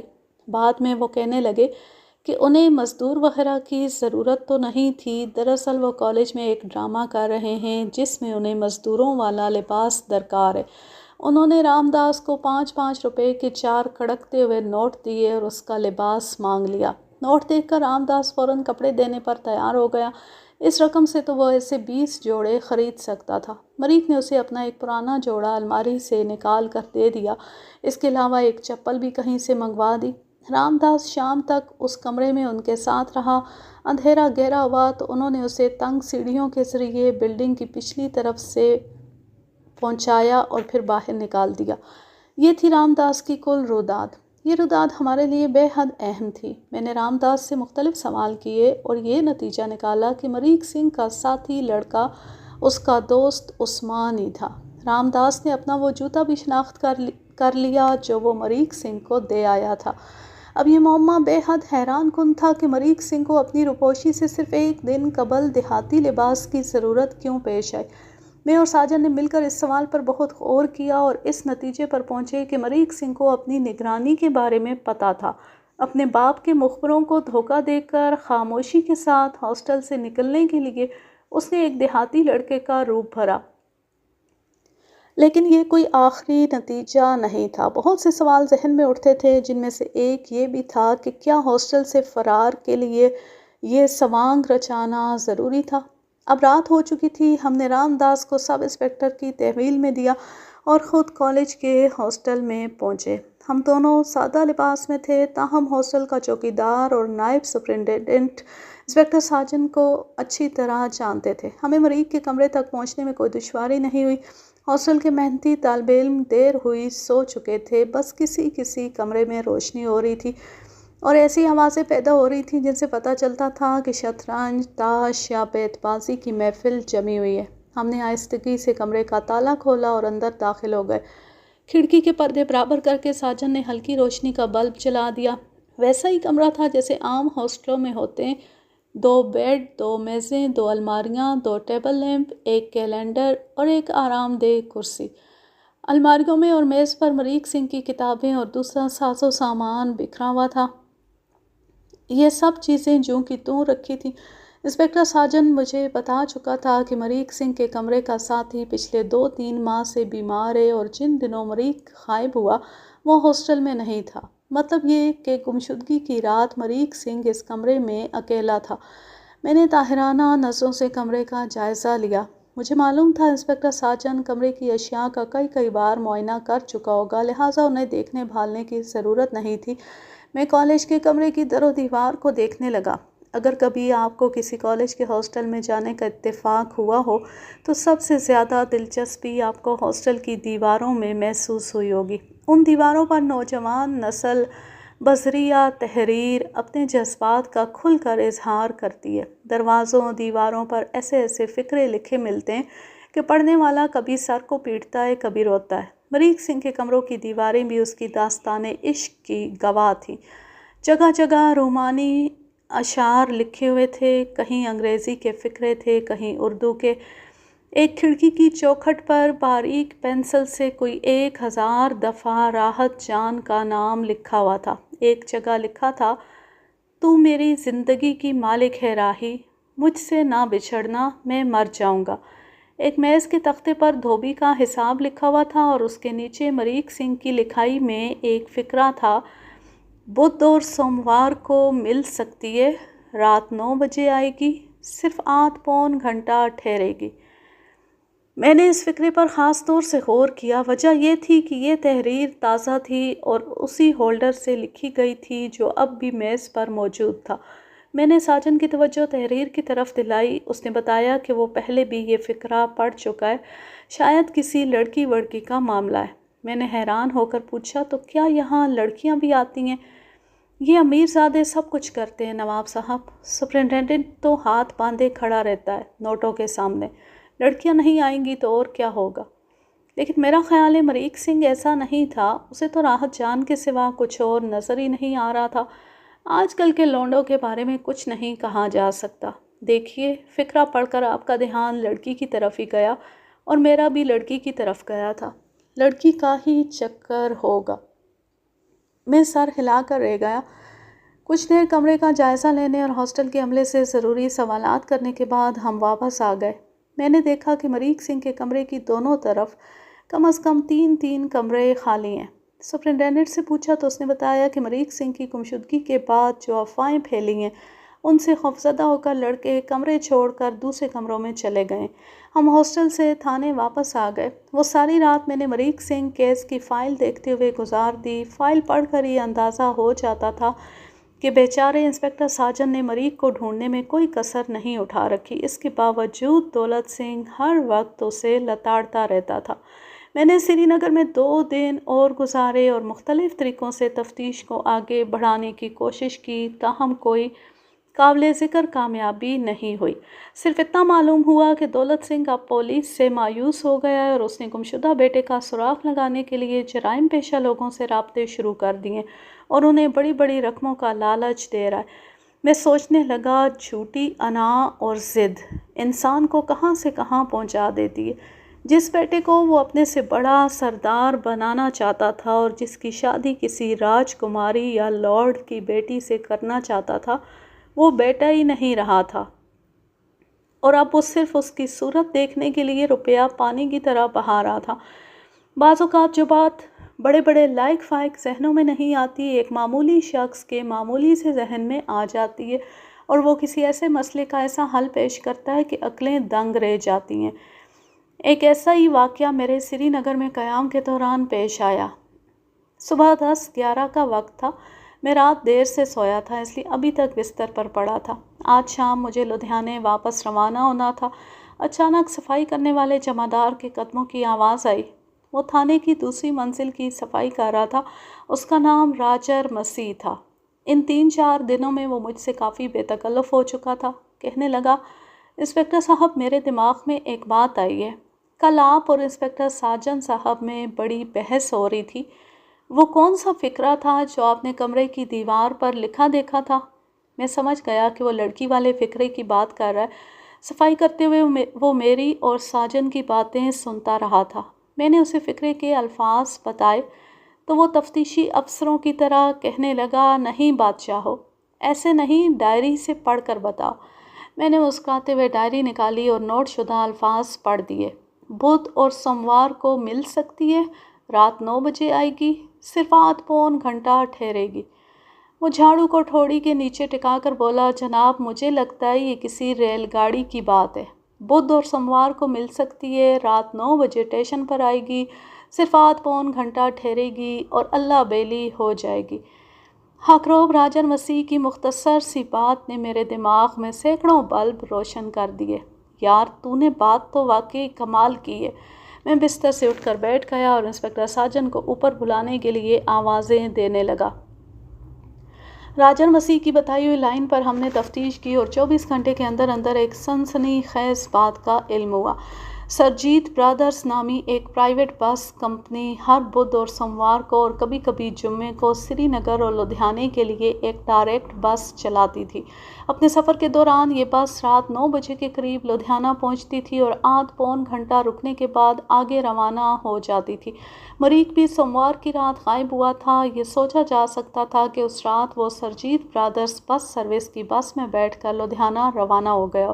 جس وقت وہ لدھیانہ روانہ ہوا، اس نے دیہاتی لڑکے کا روپ بھرا ہوا تھا۔ لدھیانہ کا نام ذہن میں آتی حالات کی انگلی ایک خاص طرف اشارہ کرنے لگتی تھی، اور یہ اشارہ اتنا سنسنی خیز تھا کہ یقین نہیں آتا تھا۔ مریخ سنگھ کے لدھیانہ پہنچنے کا ایک ہی مطلب تھا کہ وہ کسی طرح اس بات سے آگاہ ہو چکا تھا کہ اس کی محبوبہ لدھیانے کے ایک نواحی قصبے میں موجود ہے۔ اگر چند لمحوں کے لیے فرض کر لیا جاتا کہ واقعی ایسا ہوا تھا اور مریخ دیہاتی لڑکے کے بھیس میں راحت سے ملنے یا اسے دربارے کی قید سے چھڑانے وہاں پہنچا تھا، تو اب وہ کہاں تھا؟ میں نے فیصلہ کیا کہ مجھے فوری طور پر لدھیانے واپس پہنچنا ہے، کیونکہ اس کیس کی گمشدہ کڑی سری نگر میں نہیں، لدھیانے میں تھی۔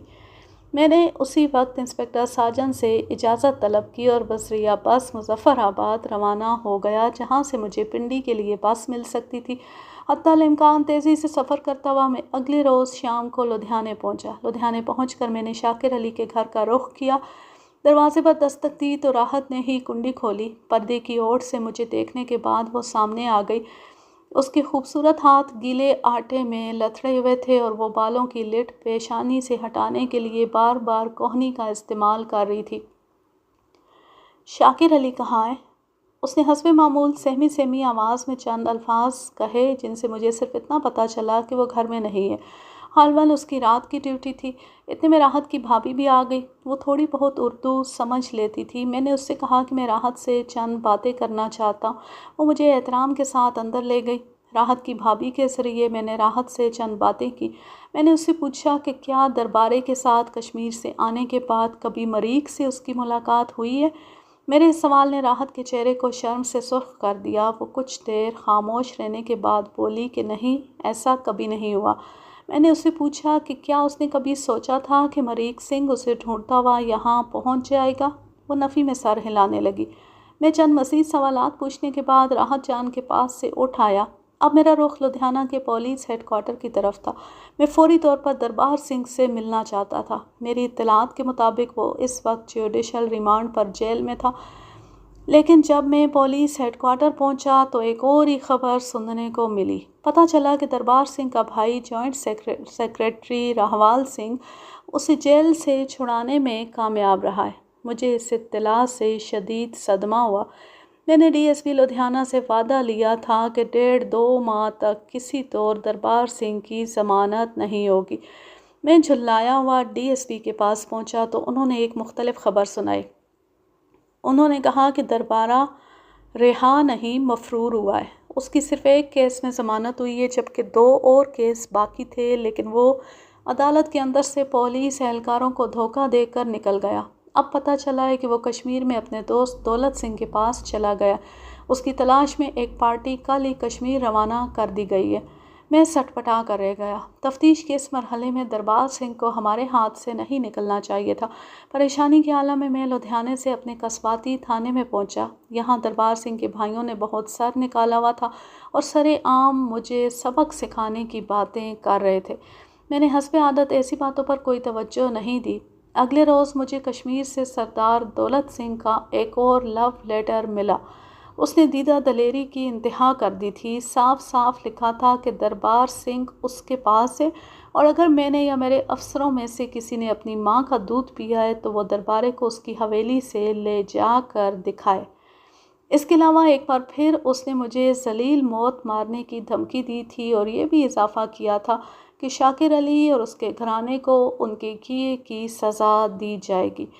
مجھے اس خط کی تحریر میں دربار سنگھ کا مسکراتا چہرہ نظر آ رہا تھا۔ میں نے سوچا شاید وہ ابلیس اس وقت شراب کے نشے میں چور کسی اور کشمیری سیب میں اپنے منحوس دانت گاڑے بیٹھا ہوگا۔ دولت سنگھ کے مہمان خانے میں کوئی اور راحت جان اس کے ستم کا شکار ہوگی۔ میری آنکھیں جلنے لگیں۔ بے خیالی میں نے اپنا بایاں ہاتھ زور سے میز پر مارا۔ ٹوٹی ہوئی انگلیوں سے لے کر کوہنی کے جوڑ تک درد کی ٹیسیں لپک گئیں اور میں تڑپ کر رہ گیا۔ درد چڑھ گیا تو میں اٹھ کر ٹہلنے لگا۔ دماغ بدستور کیس کی گتھیوں میں الجھا ہوا تھا۔ ایک بات بالکل صاف تھی کہ اگر مریک سنگھ راحت کی تلاش میں یہاں آیا تھا تو اس قصبے میں ضرور پہنچا ہوگا۔ ہو سکتا ہے اس نے دربارے کے گھر کے آس پاس چکر لگائے ہوں، اور یہ بھی ممکن ہے کہ دربارے سے بھی ملا ہو، مگر سوال یہ تھا کہ اب وہ کہاں ہے؟ میری چھٹی حس کہہ رہی تھی کہ وہ اسی علاقے میں کہیں موجود ہے، ممکن ہے اسی قصبے میں کہیں ہو۔ کچھ دیر سوچ بچار کے بعد میں نے ایک فیصلہ کیا اور تھانے کے پورے عملے کی ایک میٹنگ بلائی۔ میں نے انہیں سمجھایا کہ اس قصبے میں یا قصبے کے ارد گرد کسی ڈیرے پر ایک ایسا لڑکا موجود ہے جو یہاں کا رہنے والا نہیں ہے۔ ہو سکتا ہے وہ کسی کے پاس ملازمت کر رہا ہو، اور یہ بھی ہو سکتا ہے کہ کسی نے اسے زبردستی روک رکھا ہو۔ اگر وہ حبس بے جا میں ہے تو زیادہ امکان اس بات کا ہے کہ وہ دربارے کے بھائیوں یا ان کے کسی جاننے والے کے پاس ہوگا۔ بہرحال جس طرح بھی ہو ہمیں اسے ڈھونڈنا ہے۔ میں نے سب سے کہا کہ وہ اپنے اپنے طور پر اس علاقے میں نگاہ رکھیں۔ اس کے علاوہ تمام کچے اور پکے مخبروں کو ہوشیار کر دیں۔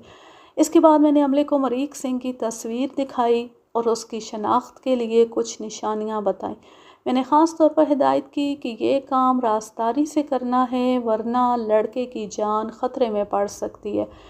میری ان کوششوں کا نتیجہ 3 روز بعد نکلا، جب عنایت تیلی نام کے ایک ہوشیار مخبر نے اطلاع دی کہ دربار سنگھ کے باغ میں روزانہ ایک فالتو آدمی کی روٹی جاتی ہے، جس سے شک ہوتا ہے کہ انہوں نے وہاں کوئی بندہ رکھا ہوا ہے۔ کچھ روز پہلے باغ کے اندر سے چیخو پکار کی آوازیں بھی سنائی دی تھیں، جنہیں کھیتوں میں کام کرتی ہوئی چند عورتوں نے سنا تھا۔ میں نے اس اہم اطلاع کی اپنے طور پر تصدیق کرائی تو پتہ چلا کہ یہ واقعات درست ہیں۔ اب شک و شبے کی گنجائش نہیں رہ گئی تھی۔ یقیناً باغ کے اندر کوئی گڑبڑ تھی۔ اسی شام میں نے ڈی ایس پی لدھیانہ کو اپنے ارادے سے باخبر کیا۔ جب انہوں نے کارروائی کی اجازت دے دی تو میں نے قصبے میں واپس آ کر ایک مضبوط چھاپہ مار پارٹی ترتیب دی اور ایکشن کے لیے تیار ہو گیا۔ ہم نے رات قریباً 11 بجے نہایت خاموشی سے باغ کا محاصرہ کر لیا۔ یہ کافی گھنا باغ تھا اور یہاں کے کلمی آموں کی پیٹیاں دربارہ 2-3 دفعہ میرے لیے بھیج چکا تھا، تاہم آج یہ آم، جامن اور امرود اس کے جرم پر پردہ ڈالنے سے قاصر تھے۔ ہم تیزی سے باغ کے اندر داخل ہوئے۔ رکھوالی کرنے والے 2 جسیم کتوں نے ہم پر حملہ کیا، جن میں سے ایک کو زخمی اور دوسرے کو ٹھنڈا کر دیا گیا۔ باغ کے رکھوالوں نے کوئی خاص مزاحمت نہیں کی، صرف 2 آدمیوں نے جوابی فائرنگ کی، جن میں سے ایک بھاگ گیا اور دوسرے کو رستم ہند بلال شاہ نے جن جپھی مار کر سر کے بل ایک پودے میں دے مارا۔ باقی 3 آدمیوں نے ہاتھ کھڑے کر دیے۔ باغ کے عین درمیان 3-4 کمروں کا ایک مکان تھا، جس کے صحن اور برآمدے میں لاتعداد خشک پتے بکھرے پڑے تھے۔ ہم آگے بڑھے تو اندرونی کمرے سے کسی کے چیخنے کی آواز آئی۔ ایک سبز رنگ کے دروازے پر موٹا سا تالا لگا تھا۔ گرفتار ہونے والوں میں سے ایک لمڈھینگ نے چابی نکال کر تالا کھولا۔ اندر لالٹین کی روشنی میں ایک لڑکا نظر آیا۔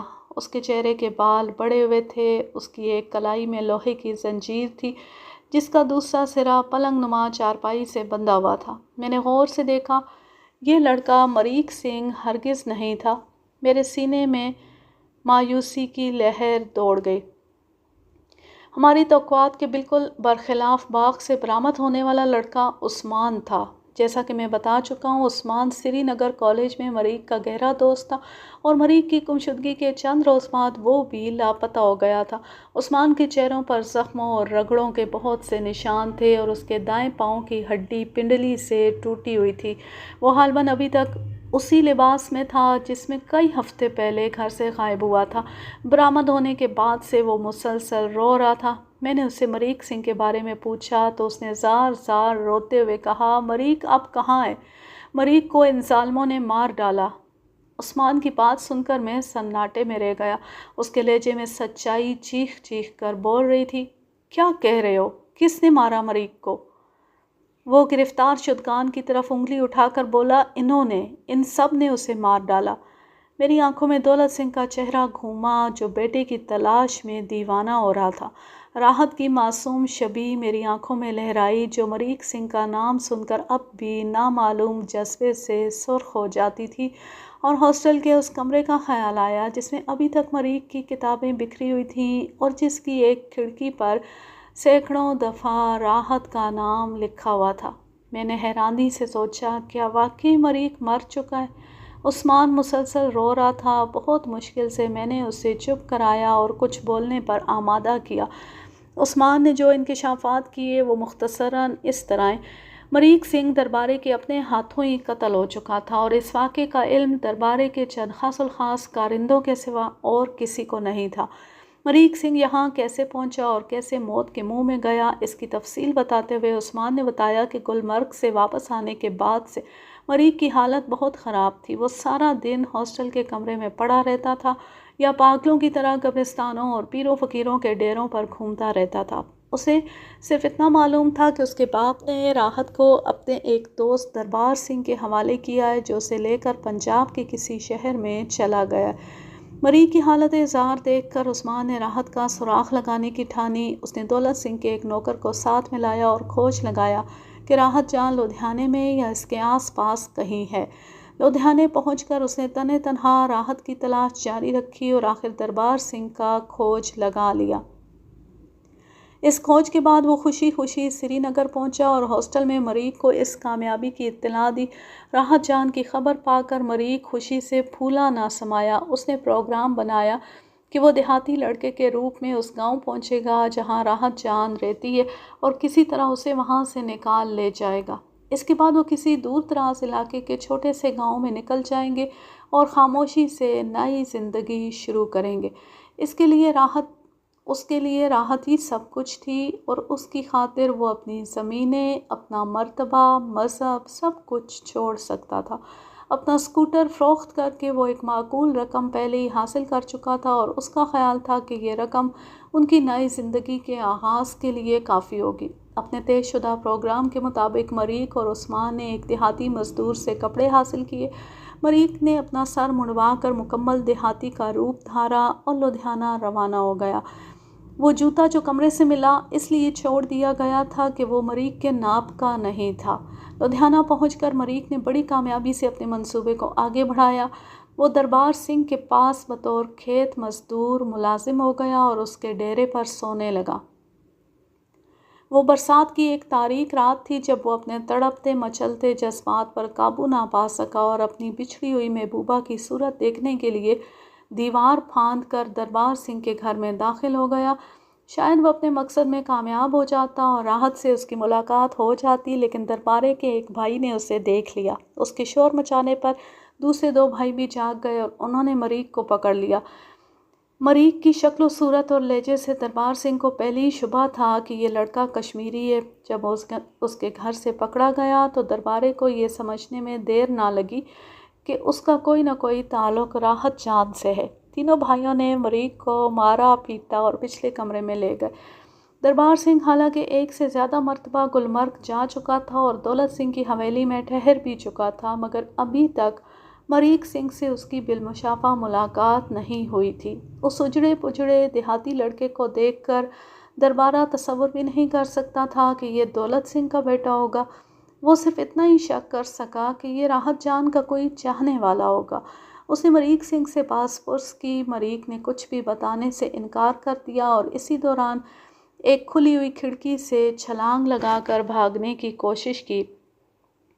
دربارے کے ہاتھ میں 303 رائفل تھی۔ اس نے تاک کر نشانہ مارا اور گولی مریخ کی کمر کے اندر سے گزر گئی۔ چند ہی لمحوں میں وہ برآمدے کے کچے فرش پر ٹھنڈا ہو گیا۔ اس المناک واقعے سے دربارہ اور اس کے بھائی بالکل پریشان نہیں ہوئے۔ انہوں نے راتوں رات مریخ کی لاش اٹھوائی اور اپنے کھیتوں میں لے جا کر گہرائی میں دفن کرا دی۔ یہاں تک بتا کر عثمان علی نے چند گہری سانسیں لیں اور اپنی میلی کچیلی آستین سے آنسو پونچھ کر بولا، ادھر سری نگر میں مریخ کے لیے سخت پریشان تھا۔ وہ کہہ کر گیا تھا کہ زیادہ سے زیادہ 1 ہفتے میں واپس لوٹ آئے گا۔ مسلسل انتظار اور فکر مندی کے بعد میں نے خود لدھیانے آنے کی ٹھانی۔ ایک طرح سے یہ میری غلطی تھی۔ مجھے احساس نہیں تھا کہ مریخ کو قتل کرنے کے بعد دربارہ وغیرہ کتنے چوکس ہو چکے ہوں گے، لہٰذا یہاں پہنچ کر جب میں نے ایک دن دربارے کے ایک مزارے سے سنگن لینے کی کوشش کی تو انہوں نے مجھے ایک کوٹھے میں بند کر کے دربارے کے بھائیوں کو اطلاع کر دی۔ انہوں نے مجھے پکڑ لیا اور باندھ کر اپنے باغ والے ڈیرے پر لے گئے۔ وہاں جا کر تینوں بھائیوں نے مجھے بہت مارا پیٹا۔ آخر مجھے بتانا پڑا کہ یہاں آنے والا لڑکا سردار دولت سنگھ کا بیٹا مریخ تھا اور میں اس کا دوست ہوں۔ یہ باتیں سن کر دربارہ اور اس کے بھائی کچھ خوفزدہ ہو گئے۔ اسی روز انہوں نے مجھے زنجیر ڈال کر کمرے میں بند کر دیا۔ وہ 2-3 روز آپس میں مشورے کرتے رہے۔ کبھی ان کا پروگرام بنتا کہ مجھے مار دیا جائے، کبھی وہ سوچتے کہ خواہ مخواہ ایک اور قتل سر پر لینا ٹھیک نہیں۔ آخر وہ اس فیصلے پر پہنچے کہ مجھے کسی باز خان نامی قبائلی کے حوالے کر دیا جائے۔ اس قبائلی کو چند روز تک ان کے پاس آنا تھا اور وہ اس کا انتظار کر رہے تھے۔ یہ تھی عثمان کی کل روداد۔ سفاک دشمنوں نے اس کی ایک ٹانگ توڑ ڈالی تھی اور چہرے پر بھی گہرے زخم چھوڑے تھے۔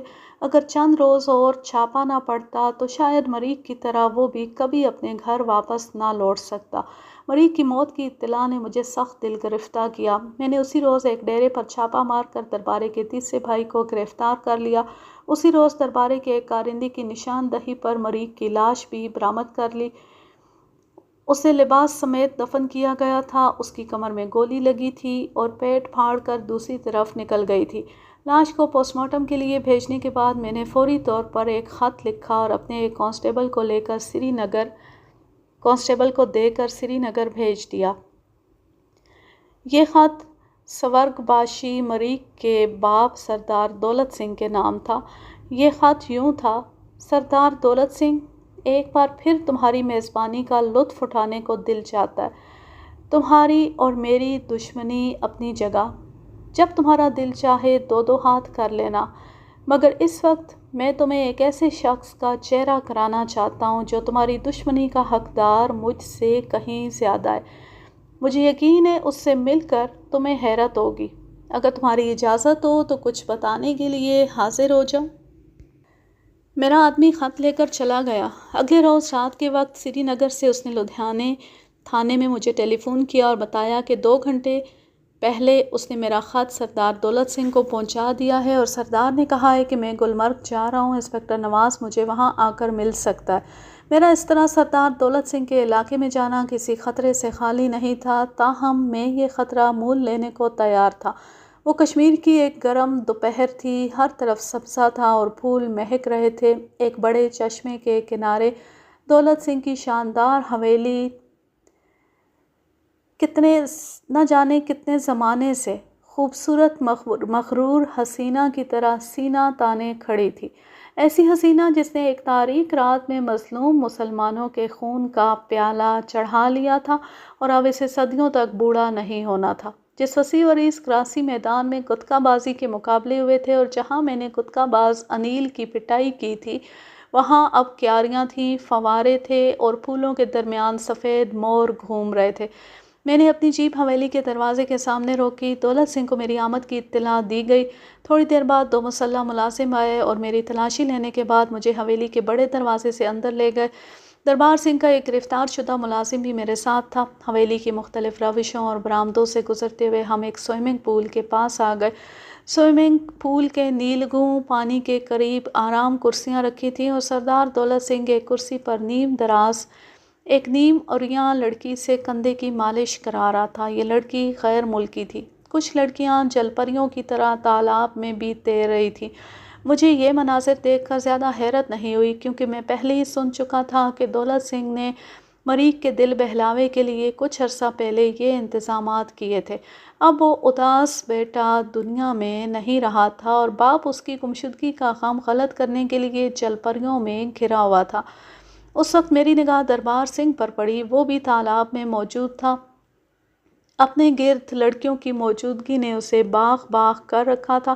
اس نے تالاب کی سیڑھی پکڑ کر عجیب انداز سے میری طرف دیکھا اور زور سے ست سری اکال کا نعرہ لگایا۔ اس کی آنکھوں میں شرارت تھی، جیسے کہہ رہا ہو، دیکھو میں تمہارے سامنے ہوں، ہمت ہے تو آؤ پکڑو مجھے۔ اس کی بھیگے ہوئے کیس اور بالوں سے اٹا ہوا خوفناک جسم دیکھ کر مجھے وہ منظر یاد آ گیا جب وہ اسی طرح قصبے کے کنویں پر نہا رہا تھا اور نازک سی راحت جان اس کے لیے پانی کھینچ رہی تھی۔ اسے دیکھ کر نفرت کی ایک لہر میرے پورے جسم میں دوڑ گئی۔ دربار سنگھ نے آرام کرسی پر لیٹے لیٹے مجھے پرنام کیا اور ایک خالی کرسی بیٹھنے کو دی۔ اب دربارہ بھی پانی سے نکل کر ہمارے پاس آ بیٹھا۔ اس نے اپنے ملازم کو میرے ساتھ دیکھ لیا تھا اور کچھ الجھا ہوا نظر آ رہا تھا۔ چند رسمی باتوں کے بعد میں اصل موضوع کی طرف آ گیا۔ میں نے دولت سنگھ سے کہا، سردار صاحب، جو خبر میں آپ کو سنانے جا رہا ہوں اسے تحمل سے سننا ہوگا اور پوری بات سننے سے پہلے کوئی رائے قائم نہیں کرنا ہوگی۔ میں امید کرتا ہوں کہ آپ اپنے حواس کو قائم رکھیں گے۔ دولت سنگھ کا چہرہ اس کے گلے میں لٹکتے ہوئے سونے کے لاکٹ کی طرح زرد ہو گیا۔ میں نے بڑے محتاط لفظوں میں اور ٹھہر کر اسے مریخ سنگھ کی موت کی اطلاع دے دی۔ چند لمحوں کے لیے تو یوں محسوس ہوا جیسے اس پر نہ ٹوٹنے والا سکتہ طاری ہو گیا ہے، پھر اچانک وہ اٹھا اور مجھ پر جھپٹ پڑا۔ اس نے مجھے مارنے کی کوشش کی تو اس کے ملازموں نے اسے پکڑ لیا۔ اس نے انہیں بھی 2 ہتھڑ مارے اور چلانے لگا، یہ جھوٹ ہے، یہ سب جھوٹ ہے، میرا بیٹا نہیں مر سکتا، وہ نہیں مر سکتا۔ بہت دیر چیخو پکار کرنے اور دھاڑے مار مار کر رونے کے بعد وہ اچانک نڈھال سا ہو کر بیٹھ گیا اور پرسکون نظر آنے لگا۔ اس کی آنکھوں میں آنسو لرز رہے تھے۔ عجیب سے ٹھہرے لہجے میں بولا، کون ہے میرا دشمن؟ کس نے مارا ہے میرے بیٹے کو؟ میں نے دربار سنگھ کے ملازم کو اشارہ کیا۔ وہ ایک قدم آگے بڑھا اور ٹیپ ریکارڈر کی طرح فر بولنے لگا۔ چند ہی منٹوں میں اس نے دربارے کا سارا کچا چٹھا دولت سنگھ کے سامنے کھول کر رکھ دیا۔ اب دولت سنگھ کی آنکھوں میں آنسوؤں کے ساتھ ساتھ حیرت کا سمندر بھی نظر آ رہا تھا۔ دوسری طرف دربارے نے اپنے ملازم کا گریبان پکڑ لیا اور اسے تھپڑ مارنے شروع کر دیے۔ ساتھ ساتھ وہ چیخ رہا تھا، یہ سب جھوٹ ہے، بہتان ہے، کوئی بڑی گہری سازش ہے، کس نے پڑھایا ہے تمہیں؟ وہ اپنے ملازم کو بری طرح جھنجھوڑ رہا تھا اور پوچھ رہا تھا۔ میں نے ملازم کا گریبان دربارے کے ہاتھ سے چھڑایا اور گرج کر کہا، یہ سازش نہیں ہے دربارے، سچی اور کھری بات ہے۔ قصبے کی آدھی آبادی تیرے خلاف گواہی دے گی۔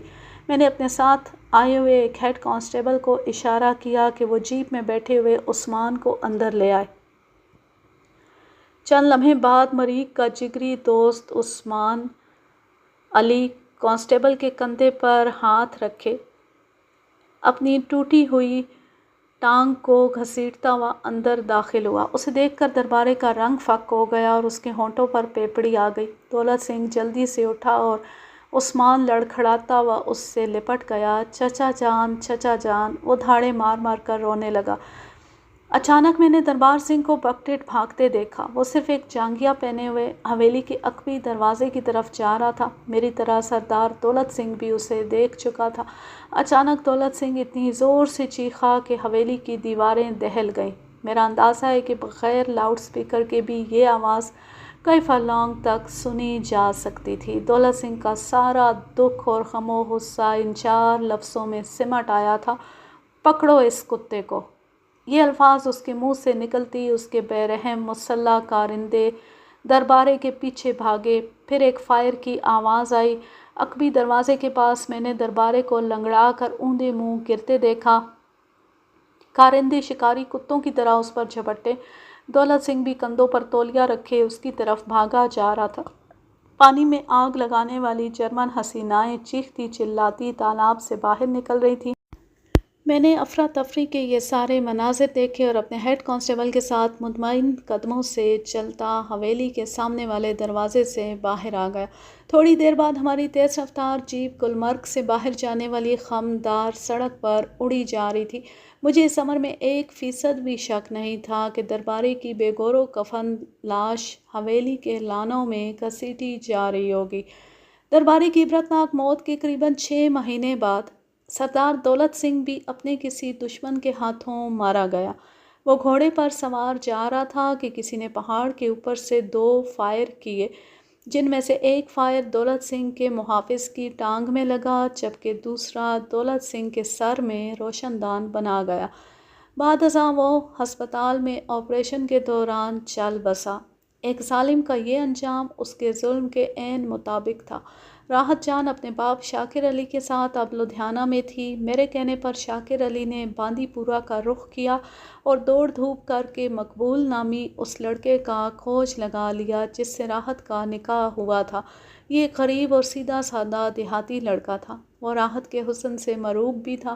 اس نے سب کچھ جاننے کے بعد بھی راحت کو قبول کرنے پر رضامندی ظاہر کی اور یوں ان دونوں نے ایک مردہ ازدواجی رشتے کو نئی زندگی بخش دی۔